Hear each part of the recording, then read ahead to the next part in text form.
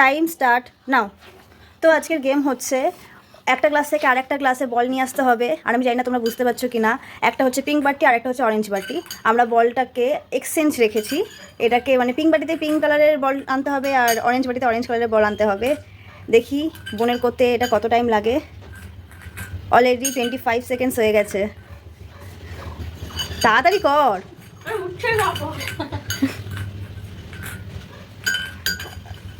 অনেকটা এগিয়ে গেছে, অনেকটা, আর একটা বাকি আছে।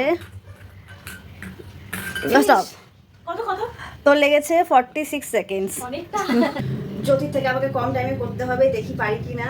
চল টাইম স্টার্ট কর। Time start now.